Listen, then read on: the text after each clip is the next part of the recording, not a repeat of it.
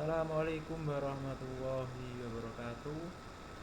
Nama saya Aulia Danuaji, NIM 2020536164. Di sini saya akan menjelaskan dasar akuntansi tentang menerangkan neraca saldo.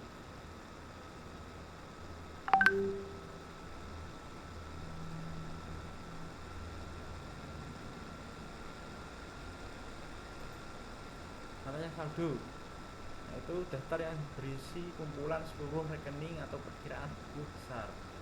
Jadi neraca saldo itu bagian akhir himpunan dari bentuk buku besar menjadi neraca saldo. Kapan neraca saldo dibuat? Pada akhir periode atau dapat juga disiapkan kapan saja untuk memastikan keseimbangan buku besar. Selanjutnya, untuk menyiapkan neraca saldo tiap perkiraan harus ditentukan terlebih dahulu. Jadi, untuk pada periode atau dapat juga disiapkan kapan saja untuk memastikan keseimbangan buku besar. Jadi, kalau buku besar sudah jadi, selanjutnya kita membuat neraca saldo setiap perkiraan harus ditentukan terlebih dahulu. Jadi harus benar lah. Fungsi neraca saldo untuk memastikan bahwa buku besar secara matematis adalah akurat dengan pengertian bahwa jumlah saldo debit selalu sama dengan saldo kredit. Jadi ntar kalau sudah dibentuk dalam bentuk neraca saldo kan sudah ada akun-akunnya, sudah ada tertera debit kredit. Ntar saldo akhirnya antara debit dan kredit harus sama.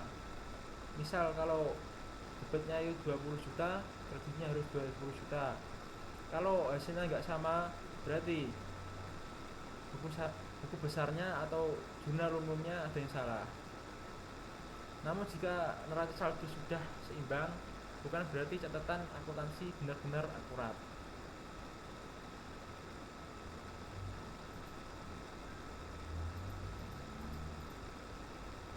Bentuk neraca saldo seperti ini. Pertama itu nama rekening, 2 nomor rekening,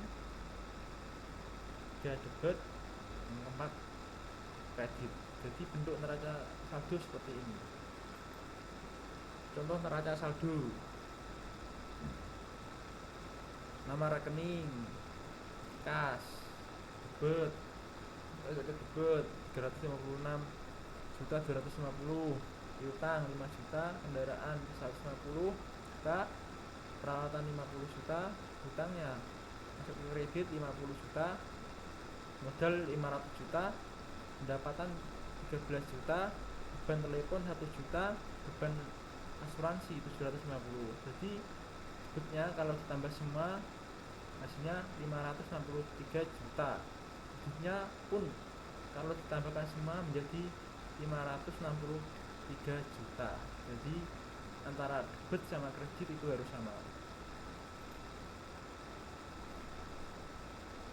Nah, seperti bentuk ini juga seperti yang tadi, kas, piutang sewa, perlengkapan tanah, hutang, gaji, semuanya tertera di sini dan hasilnya pun harus sama, 55.200. Debitnya, kreditnya juga harus 55.200.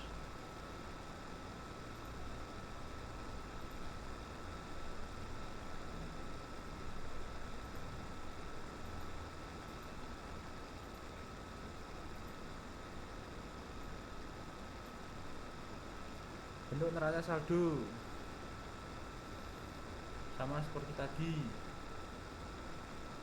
Nama rekening sama ya, kas, piutang. Berarti ini semua himpunan penyelesaian buku besar, itu juga menjadi neraca saldo seperti ini. Berarti diambil intinya, kas itu berapa, piutang itu berapa, terus jumlahnya di jumlah debit sama kredit itu harus sama. Prosedur menyiapkan neraca saldo. Setelah melakukan pemindahan dari buku harian ke buku besar, langkah berikutnya adalah membuat neraca saldo sesuai dengan siklus akuntansi. Neraca saldo disiapkan setelah proses posting selesai pada akhir periode. Prosedur menyiapkan neraca saldo akun-akun buku besar tergantung pada bentuk akun di buku besar. Jadi neraca saldo itu himpunan dari buku besar yang akan dimasukkan ke neraca saldo. Berarti yang sudah dibuat di buku besar harus sesuai dan harus utuh. Langkah menyusun neraca saldo. Langkah pertama yang dilakukan adalah menjumlahkan kolom debit atau kolom kredit yang mempunyai dua atau lebih pendebitan atau pengkreditan.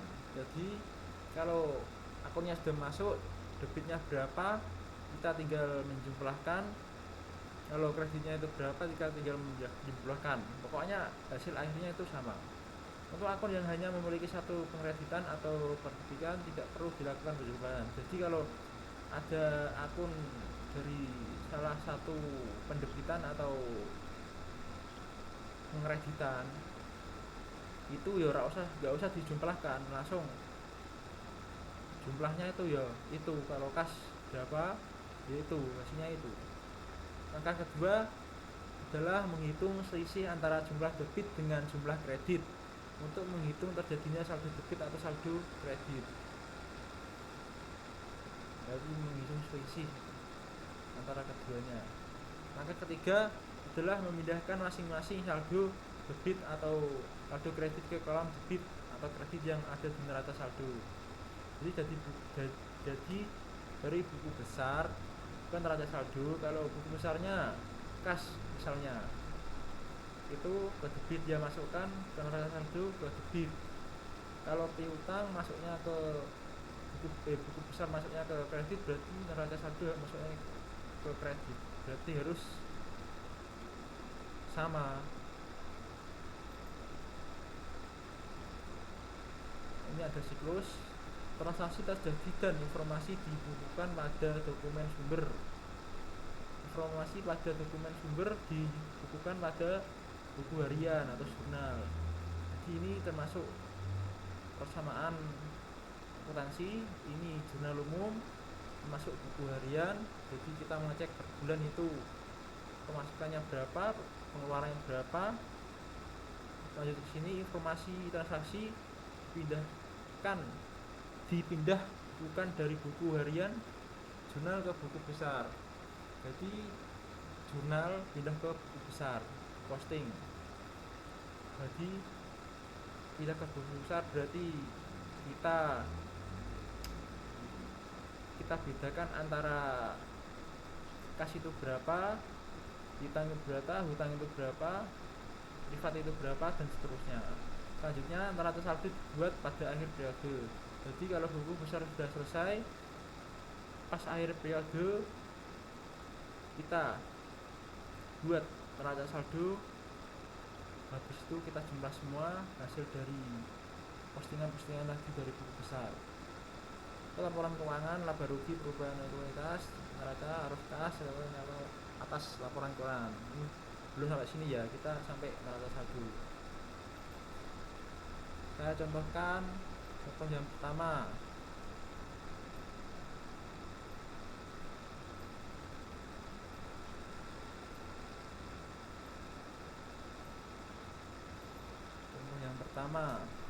Yang di atas ini buku besar, yang di bawah neraca saldo. Jadi yang dimasukkan ke neraca saldo adalah piutang usaha. Jadi ini yang di buku besar piutang usaha. Terus debitnya jumlah akhir 3.800.000. Berarti kita masukkan ke debit 3.800.000. Terus selanjutnya ini masih sama piutang usaha yang tadi, ini buku besar, ini neraca saldo. debitnya sekian, kreditnya sekian. Nah, ini hasilnya 7.800.000 kurangi dengan 4 juta, itu hasilnya 3 juta. Hasil akhir 3 juta untuk buku besar, dan kita masukkan lagi ke neraca saldo, itu hasil akhirnya.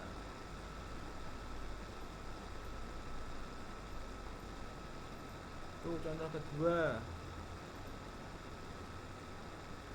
Ini termasuk buku besar. Jadi ini debit, ini kredit, sekian sekian sekian, semuanya harus sama. Ini begitupun ini utang usaha sekian, debitnya sekian, hasilnya sekian, hasilnya sekian. Perlengkapan debit sekian, kredit sekian. Asuransi dibayar di muka sekian, debitnya sekian, kreditnya sekian. Pendapatan diterima di muka, debitnya 10 juta, kreditnya 10 juta. Berarti hasilnya sama. Ini pun hasilnya juga sama. Ini private juga sama, 1.500.000, ini 1.500.000. Pendapatan jasa, ini sekian, ini sekian, ini sekian. Bukan telepon. Jadi ini semua yang tadi saya contohkan itu termasuk buku besar. Sekian sekian.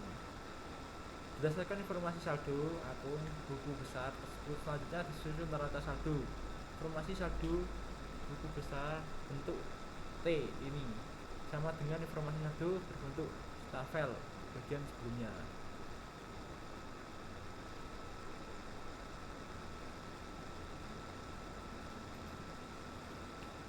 Jadi tadi sudah kita jabarkan buku besarnya dan hasil akhir untuk neraca saldonya seperti ini. Kasnya sekian, piutangnya sekian, perlengkapan sekian, sewa biaya denda sekian, asuransi sekian. Nanti kalau debit, kredit. Kalau di buku besar debitnya itu masuknya debit, berarti kita masukkan neraca saldo itu debit. Kalau itunya kredit, kita masukkan ke neraca saldo itu kredit.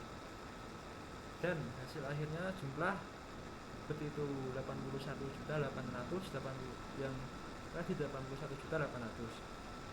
Neraca saldonya hasil akhirnya harus sama. Jadi kalau nggak sama berarti buku besarnya atau buku harian atau jurnal umumnya itu harus dipertanyakan. Nanti ada yang salah ke situnya. Mungkin cukup sekian presentasi dari saya. Semoga bermanfaat. Kalau ada kurangnya datanya dari saya, kalau ada lebihnya datanya dari Allah Subhanahu wa taala. Cukup sekian. Assalamualaikum warahmatullahi wabarakatuh.